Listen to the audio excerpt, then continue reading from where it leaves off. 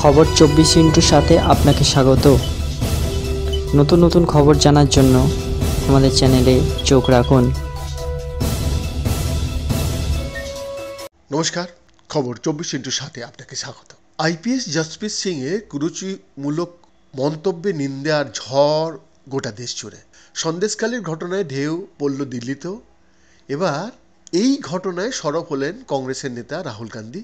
কর্তব্যরত পুলিশ আধিকারিককে খালিস্তানি বলায় বিজেপিকে তুলোধনী করলেন রাগার। আইপিএসকে আপত্তিকর মন্তব্য নিয়ে ইতিমধ্যেই চূড়ান্ত সমালোচনা করেছে তৃণমূল কংগ্রেস। বিষয়টি নিয়ে রাহুল গান্ধী বলেন, বিজেপি তাদের রাজনৈতিক স্বার্থ চরিতার্থ করতে যে বিদ্বেষে চাষ করছে তা গোটা সমাজে ছড়িয়ে পড়ছে। এই বিষয়ে যারা অন্ধ হয়ে গেছে তারা না কৃষক দেখতে পায়, না সৈনিকদের, না খাঁকির প্রতি শ্রদ্ধাশীল। গোটা দেশ আইপিএস জসপ্রীত সিংয়ের সাথেই আছে। এই ইস্যুতে ইতিমধ্যেই চূড়ান্ত প্রতিবাদ জানিয়েছে তৃণমূল কংগ্রেস।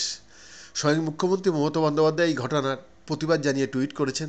তৃণমূলের শীর্ষ নেতৃত্বের তরফে এই ঘটনার ব্যাপারে কড়া নিন্দা করা হয়। একটি বিশেষ ধর্ম সম্প্রদায়কে অপমান করা হয়েছে বলে বিজেপির বিরুদ্ধে করা মন্তব্য করা হয় তৃণমূলের তরফে। তবে এর প্রভাব ছড়িয়েছে গোটা দেশে। শিরোমণি গুরুদ্বার প্রবন্ধক কমিটির প্রধান হরজিন্দর সিং ধামি এই ঘটনার কড়া নিন্দা করে তার বুলেটিন প্রকাশ করেছেন। তিনি প্রতিক্রিয়া জানান, পশ্চিমবঙ্গে বিজেপি নেতাদের দ্বারা শিখ আইপিএস অফিসার জসপ্রীত সিংকে ইচ্ছাকৃতভাবে চরিত্রহরণ করা অত্যন্ত নিন্দনীয়। দেশের এমন চিন্তাধারা নেতাদের কখনোই ভুলে যাওয়া উচিত নয় যে শিখরা দেশের স্বাধীনতা এবং সুরক্ষার জন্য সবচেয়ে বেশি ত্যাগ স্বীকার হচ্ছেন।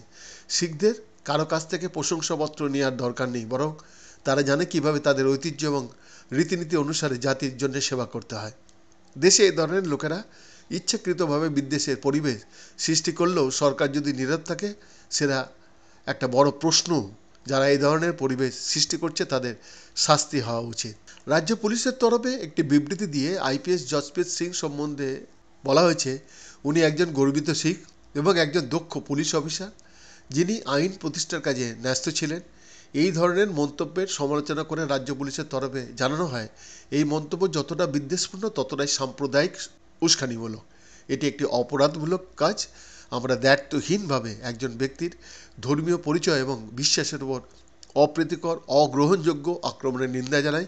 এমনকি এই ঘটনার কড়া আইন অনুযায়ী পদক্ষেপ নেওয়া হবে বলেও জানিয়ে দেওয়া হয়েছে রাজ্য পুলিশের তরফে। বৈদ্যনাথ দাসের রিপোর্ট, খবর 24/7।